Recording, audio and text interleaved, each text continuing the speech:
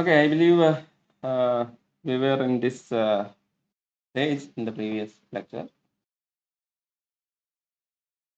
So today we will talk about Menger's theorem of connectivity. So what was the idea behind Menger's theorem of connectivity? That it basically connects these two concepts that of local connectivity and connectivity, right? So local connectivity basically tells the number of internally disjoint paths between a pair of vertices, and the connectivity says the number of edges in the smallest cut that separates between them, right? Number of vertices in the smallest cut that separates them, and these two are basically uh, you know, uh, the same. That's what Menger's theorem says.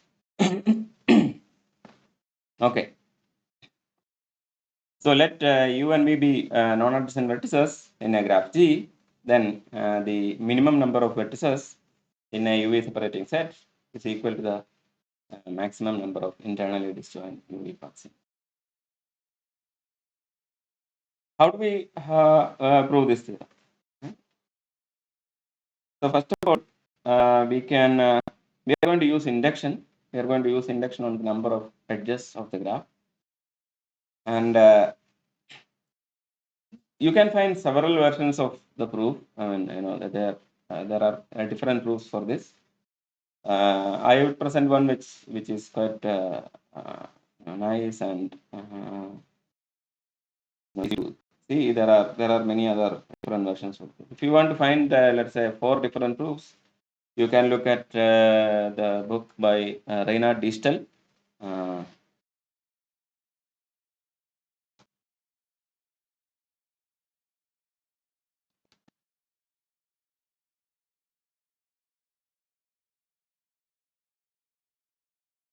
Distel graph theory.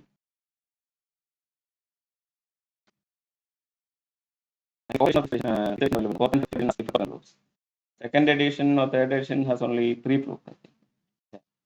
Yeah. He has given more proofs in the later versions. So you can prove different levels.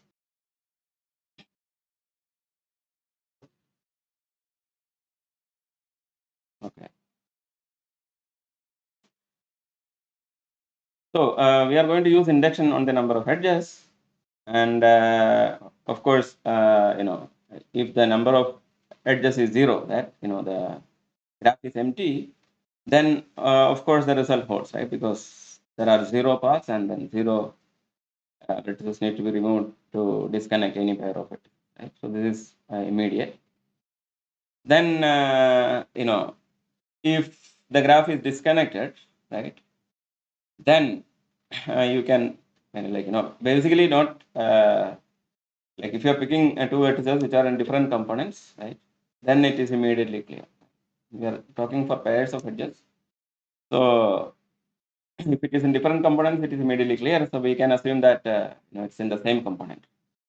And if you are looking at the graph with connectivity exactly 1, right, then also if there is a cut vertex between the pairs of vertices, then also it is clear, because we know that if there is a cut vertex between any two vertices, then every path must go through this, because there is no cycle containing these two vertices, right?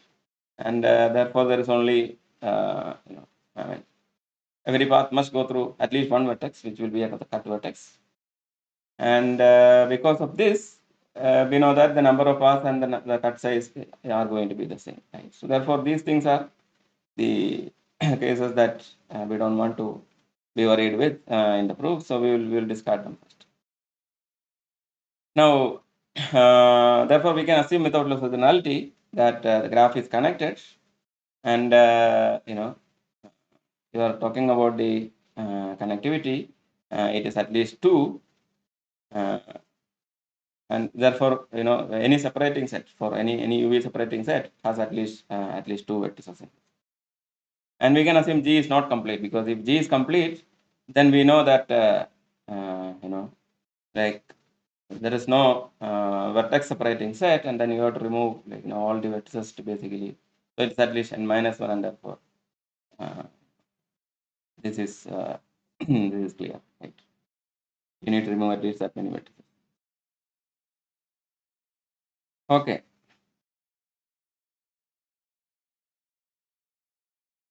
Now we are going to do the proof in three cases.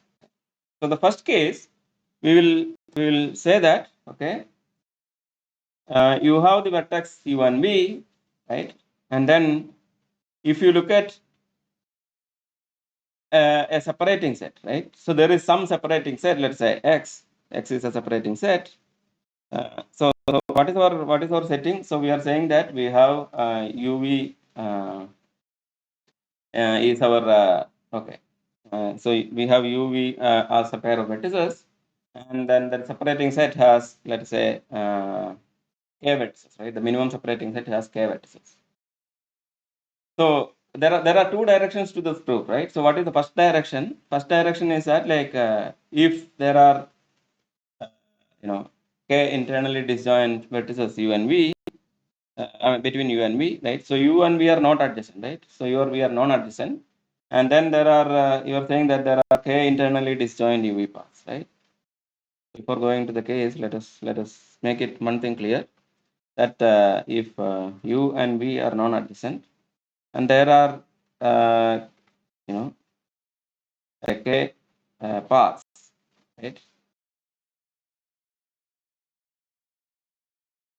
So then to disconnect u and v, right? You need to remove, you need to destroy all these paths. And because u and v are not adjacent, there is at least one vertex in each of these paths. And therefore, we know that you have to remove at least k vertices to disconnect u and v, right? So one direction is like immediate, right? That for any non-adjacent pair of vertices u and v,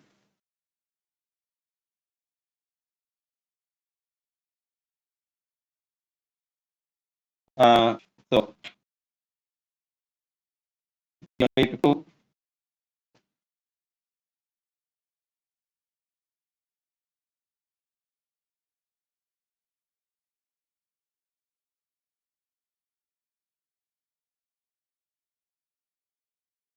that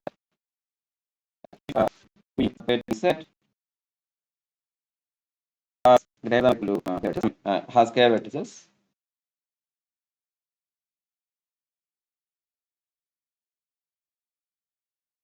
K vertices. There are k internally disjoint. Internally disjoint UV path. Because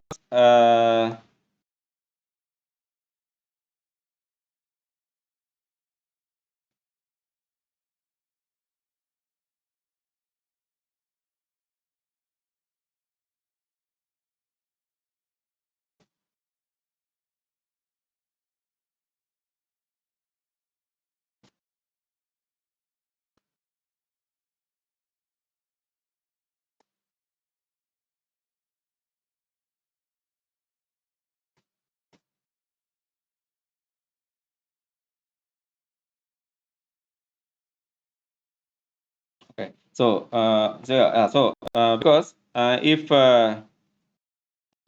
there are internally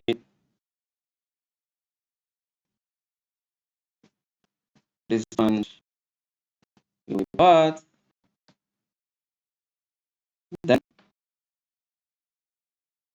to destroy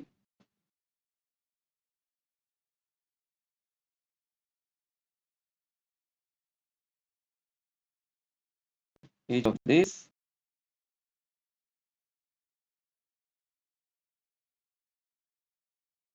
we need at least one x from this. One direction of the Menger theorem is immediate, right? So what is the direction? That if there are k internally disjoint UV paths, then the Then so basically, if you are talking about the maximum number of internal disjoint paths is given, then you know that the minimum cut vertex is at least that much, right? So that direction is clear. So through the other direction, so we look at these three cases, and let us say the case one is that you have u and v, and then some separating set, let's say x, which has cardinality k, right? Cardinality of x is equal to k.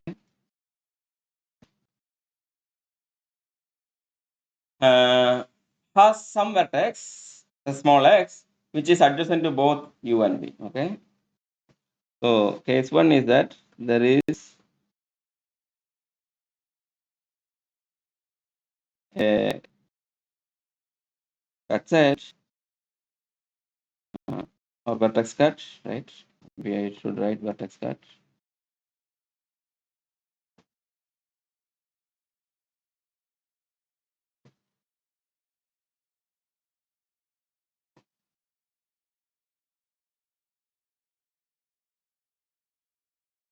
X with the cardinality of x is equal to k, and uh, and x belongs to x, that ux belongs to e, and xv belongs to p, right? So x is adjacent to both u and v. So in this case is very easy, right? So if this is the case, then what I am going to do is that we know that cardinality of x is k, right? And k is at least 2.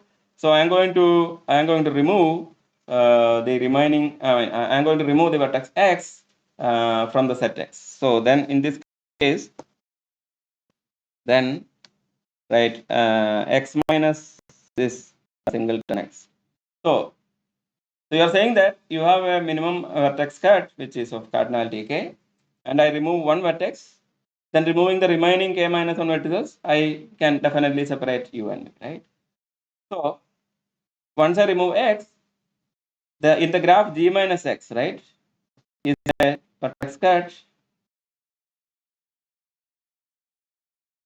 for g minus x, right? So from the graph, if I remove the vertex x, then this x minus x is a vertex cut for minimum vertex cut for it. Now, the size of the graph has reduced because I have removed two edges from the graph. So the number of edges in the graph g minus x is strictly smaller. And therefore, by induction hypothesis, we can say that there are k minus 1 u to be internally disjoint paths in g minus x. Right? So g minus x has these many internally disjoint paths. But notice that the ux xv path, which is in G, is not part of this, right? Because we have removed the vertex x itself. So which says that if I put this path also, then I get exactly k internally disjoint UV paths. Right? So that is the case one, right? So if x is in the intersection of n of u and n of v, that is the neighborhood of u and neighborhood of v, then x minus x is a minimum UV separating set for g minus x, and by induction we have k minus 1 internally disjoint UV paths, and with this new path uxv, we have k internally disjoint paths in the graph. Right? So that is the case one. Okay, so that is if you can find a vertex cut of this type. Now case 2 deals with a very different type of case. So this is the case that the graph is such that, right, if you pick u and v, right, for this pair of vertices u and v, every uv separating set, right, has the property that if S is the UV separating set, then every vertex of S is either adjacent to U and not adjacent to V, right? Because if there is a vertex which is adjacent to both U and V, we are in case one. So therefore, we assume that some vertex, all the vertex cuts are of the following type, right?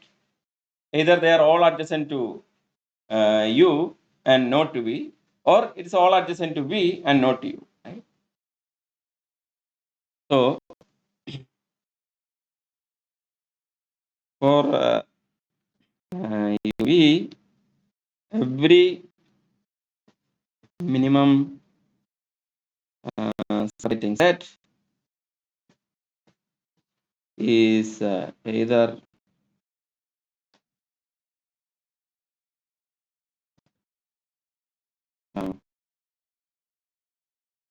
all its vertices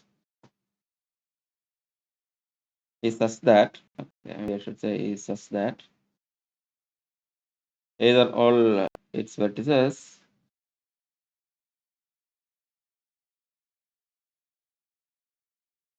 are adjacent to U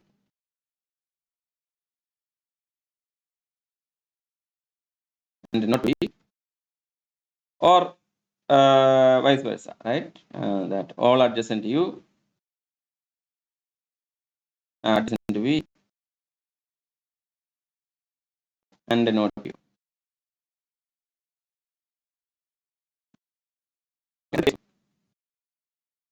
Now, if this is the case we are in, okay, let us assume one of these happens, like say, every, so the separating set S is all adjacent to, let's say, U. Okay?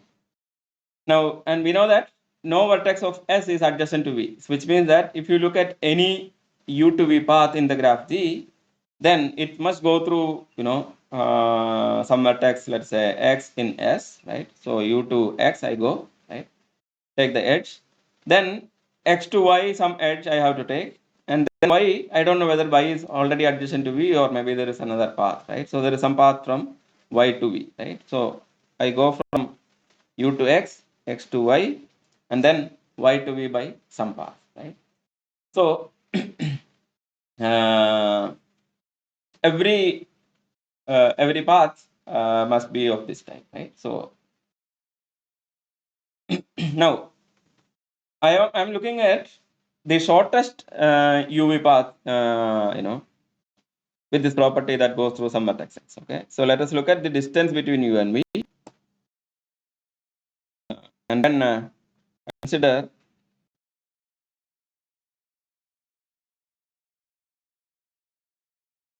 a UV shortest path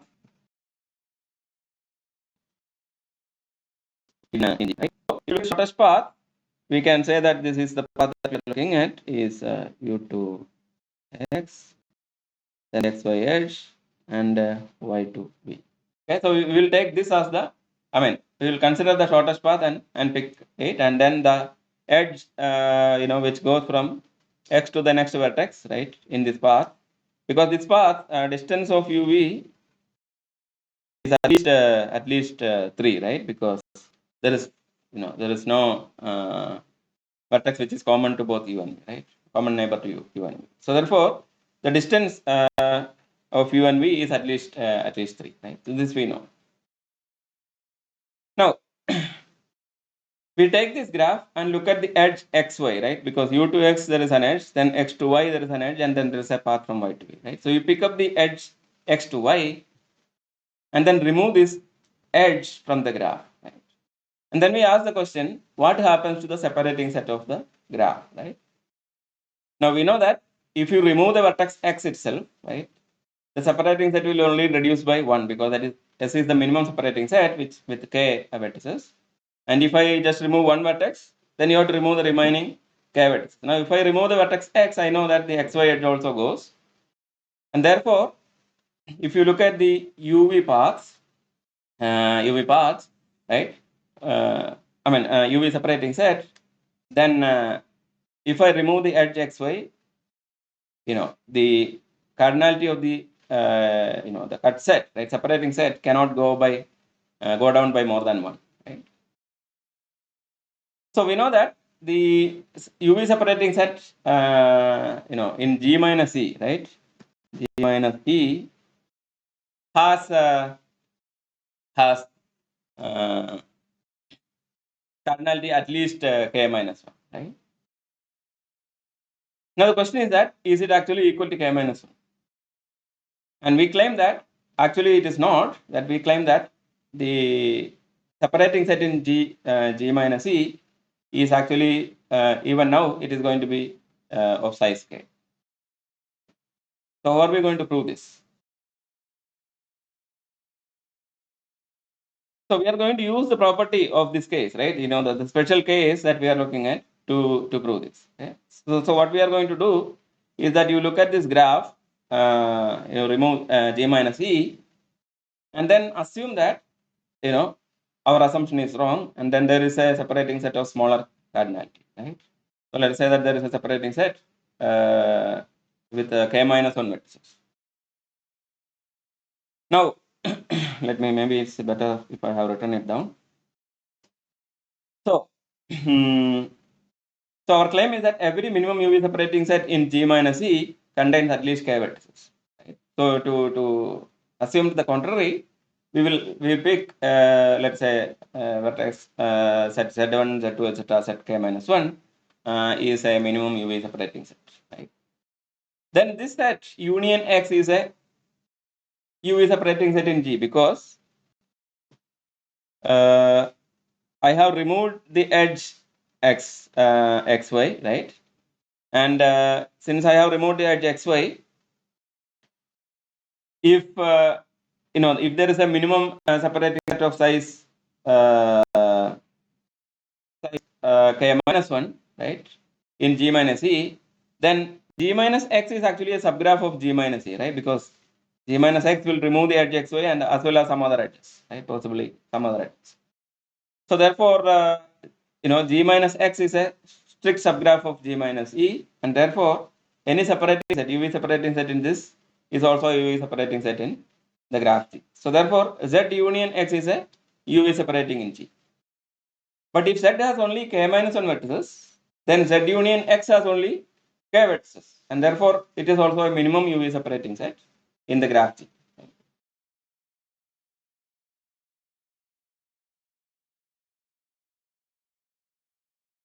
So, so we are saying that after removing the edge, if you assume any minimum separating set of cardinality K minus 1, then together with the vertex X, this is going to be a separating set for the minimum separating set for G. Okay? But you know that every minimum separating set of G minus, of G has the property that it is either all adjacent to the vertex U, right, or all adjacent to the vertex V. So this we know.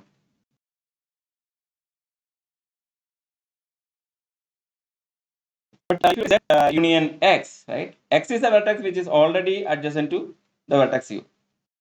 So since X is adjacent to U and Z union X is a minimum separating set, Z1, Z2, etc. up to Zk minus 1 all must be adjacent to U and not to V, right? It cannot be adjacent to V because already one of them is adjacent to U, right? So therefore, if X is adjacent to U, then each of Zi is adjacent to U and not V, right? But then we observe that what happens if I look at G minus Y, right? So if you look at G minus Y, G minus Y is also a subgraph of G minus E, right? G minus Y is a subgraph of G minus E. So if there is a UV separating set in G minus E, then together with the edge, together with the vertex Y, that forms a UV separating set in the graph, right? So that is a UV separating set for G minus Y also. Or Y is a separating set for the graph G, right? Now Z union Y is a separating set for the graph G because removing Y first, you get a subgraph of G minus E, and then you can remove the remaining Z1 to Zk minus 1. Then we see that, well, like this is a minimum separating set, but since we have assumed that we are starting with K is at least 2, right? Because the connectivity between these two, right? The is at least 2. We know that there is at least one vertex in Z, right? Other than X or Y that we are talking about, right? So there is at least one vertex in Z. Therefore, Z union Y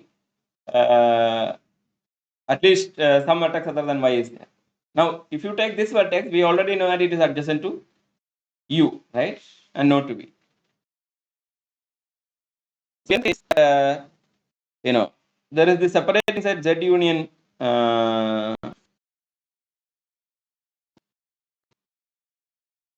The separating set z union y, right, and z union y, this vertices zi's are all adjacent to u, right? Which means that it is a separating set.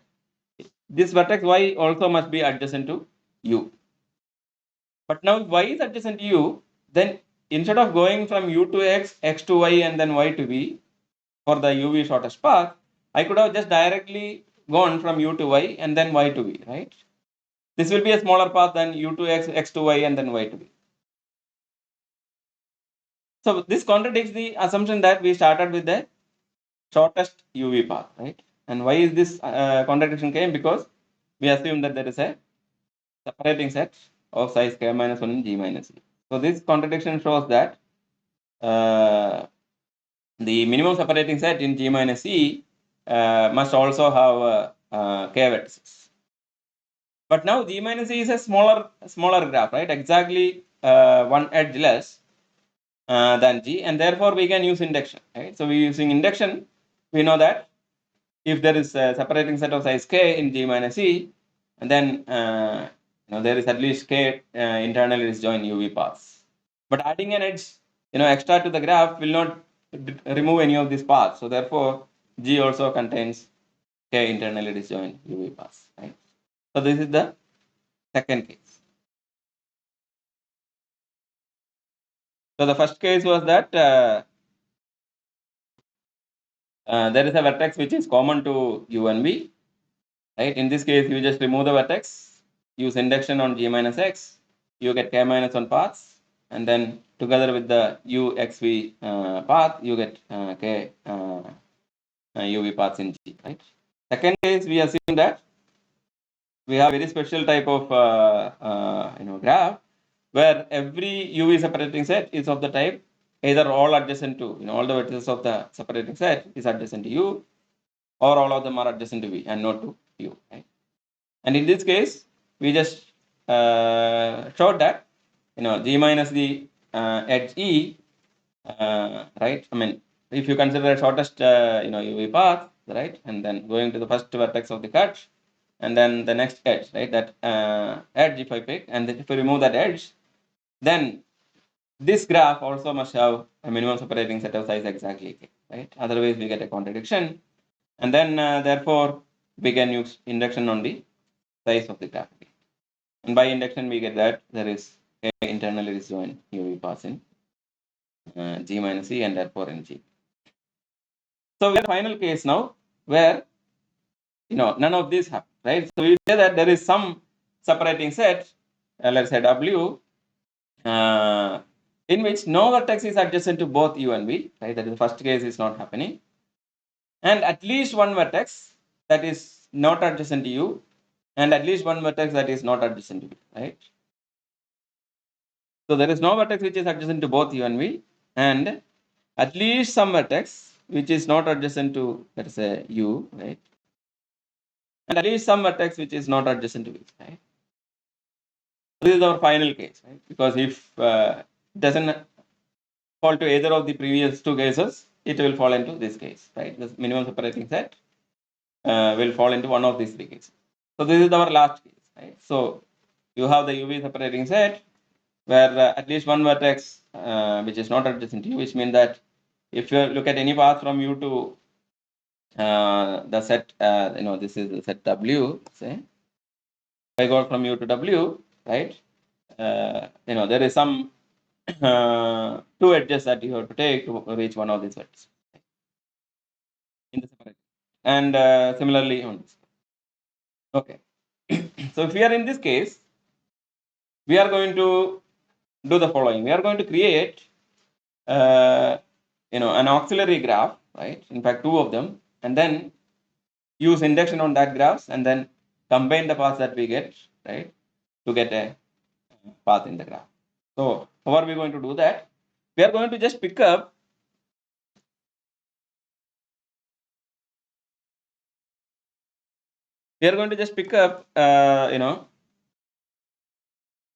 the paths that start from U, right, and then go to the vertices in W, right?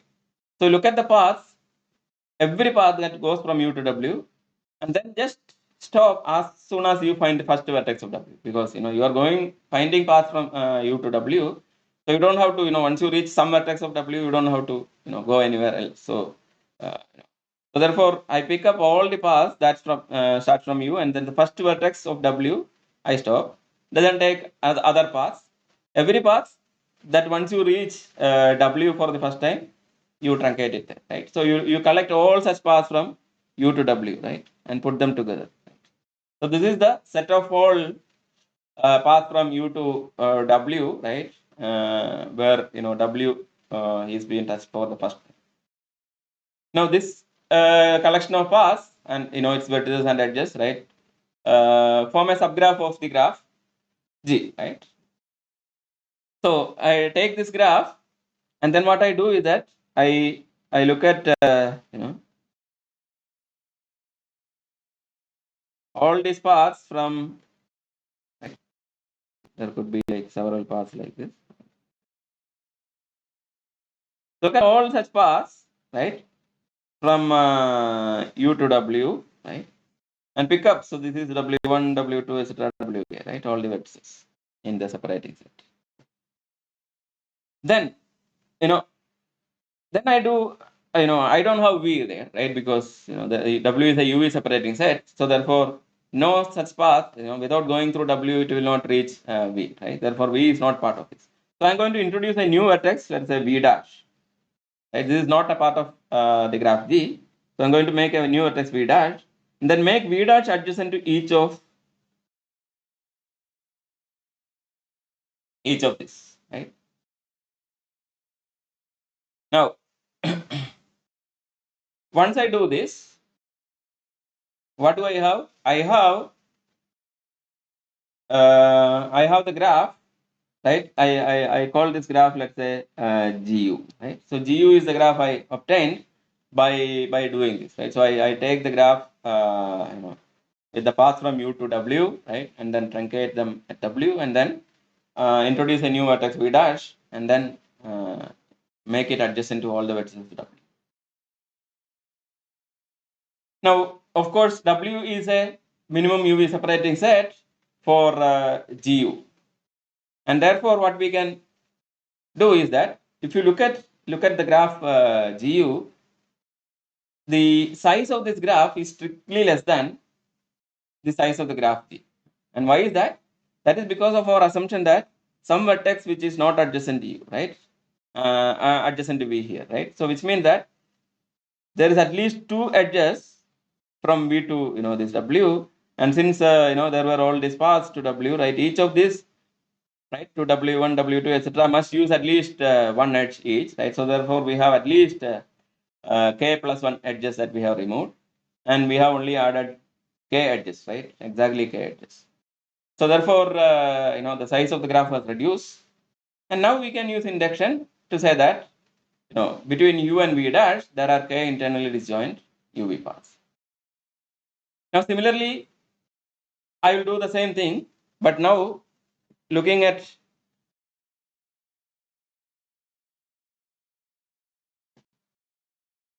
the side V, right? So I look at all the VW paths, right, or W to V paths, and out of all these paths, I truncate the path, which once it reaches W, I will truncate it and then collect all them. Then introduce a vertex U dash and make it adjacent to W, and then in this new graph, right, I will see that exactly the same thing happens. From U dash to V, there are k internally disjoint paths by induction. But then what we notice is that like these two, right? So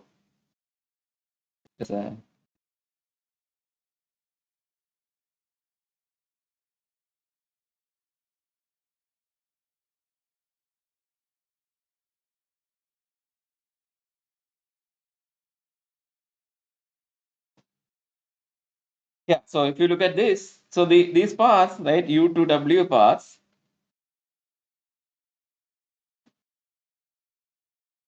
I mean U to W, not U to W, U to V dash paths, right? U to V dash paths are all internally disjoint, and each of them reaches W1 to WK, right? And then there is edges from W to V dash, right? Similarly, we have V to W1, W2, etc. WK, and each paths are internally disjoint, right? And now I can put them together to get internally disjoint U to V path, right? I go from U to W1 using the path in GU, and then for the GV, right, I look at the W1 to V paths and then put them together. So, yeah, so this is our case that you have this graphs GU and GV, right? And then we get this, yeah, we get this K U to W V dash paths and U dash to W and then V path, right? And you combine these two together by removing the vertex U dash and V dash. You put them together, you get K internally disjoint U. So basically, you have U to W1 to V, right? U to W2 to V, etc. Right? So there's U to WK. So these are the K internally disjoint V. So here is the proof in writing that you have W be a cut of the type that we are looking at. That is, some vertex of W is not adjacent to U, and some vertex of W is not adjacent to U, right? Then you consider the graph that you obtain by the union of all U to WI paths that touches W for the first time at WI.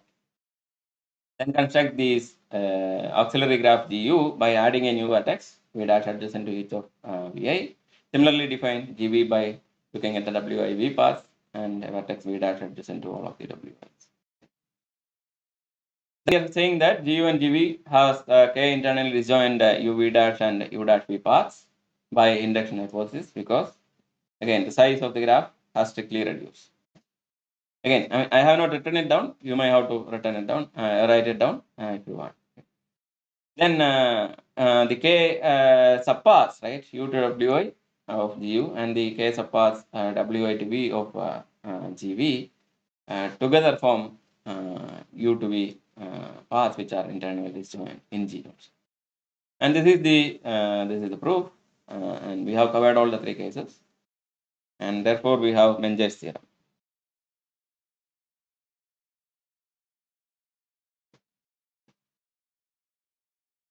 Okay.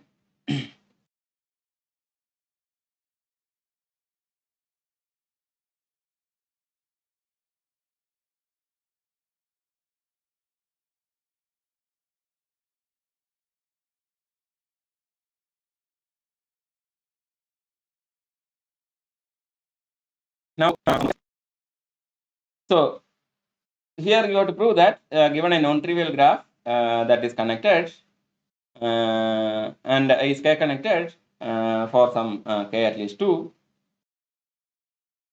if and only if. Now, so we are saying that in the Menger's theorem, okay, or maybe let me just first state this, right? So graph is K connected, right? Non-trivial graph is K connected for K at least 2. If and only for each pair of distinct vertices of the graph, there are at least K internally disjoint UV paths in G.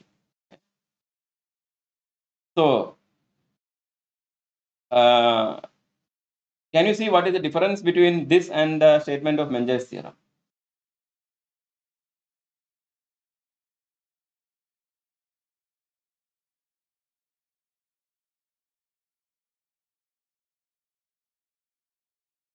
Okay, so maybe you can think about it. Let me not say it.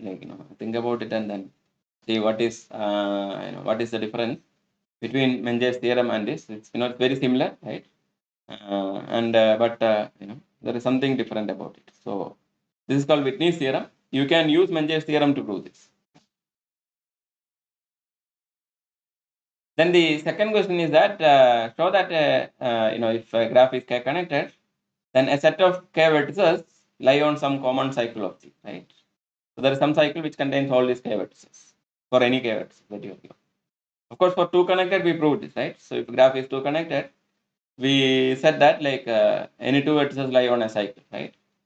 This is something that we proved in the class, I believe, or as a homework, I don't know. One of these we have done. And now for any k, you can prove this. Okay. So again, you can use Menger's theorem. Or in fact, I will give you another exercise which may be even more helpful to prove this. So that exercise I will state in the next page. So for U distinct from V, this is the third question, right? The minimum cardinality of a UV edge cut. Okay, so now we are talking about vertex cut so far. Now there is an edge version of Menger's theorem. So that minimum cardinality of a UV edge cut equal to the maximum number of edge disjoint UV paths in G.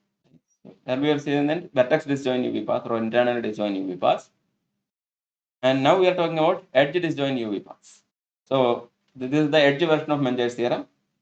And try to prove this again. You can use Menger's theorem to prove this, or you can find a different proof for this and use it to prove the Menger's theorem. I mean, because they are all equivalent. This is the edge version.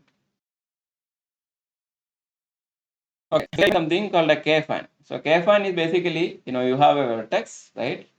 And then you have, internally disjoint paths starting from this vertex, but the end vertices are all distinct. Okay? So it's like you have a vertex and then you have the paths, right? Some vertices, right? So this is called a, so if there are k such internally disjoint paths, right, where the only common vertex is the vertex x and everything else is different, then it is called a K-fan. You can see why it's called a K-fan.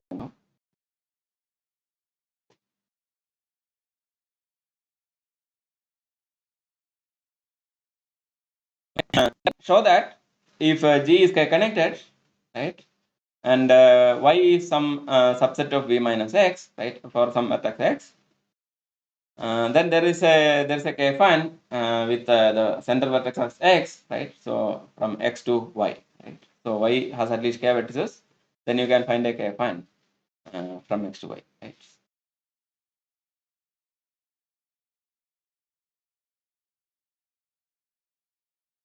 So the next question asks to construct a K-connected graph that has distinct longest cycles, okay, with exactly k common vertices. Now, so longest cycle means that there is no larger cycle in the graph itself. Okay, so you have to construct a graph where there are at least two different cycles of the largest length, and these cycles share exactly k vertices in common. Okay, and the graph must be k connected. So can you construct a family of graphs with this property? Okay, at least two. Okay, then prove that if a graph is minimally two connected, right? So we already defined minimally connected graph. So if graph is minimally two connected, then of course the graph has a vertex of degree equal to 2. Okay? So if the minimum degree is larger than 2, then the graph is not minimally two connected. Then second case is to prove that if a graph has at least 4 vertices, then a minimally two connected graph has at most 2n minus 4 edges. So for the n is the cardinality of the vertex set. Okay, 2 into, maybe I should write that. Okay.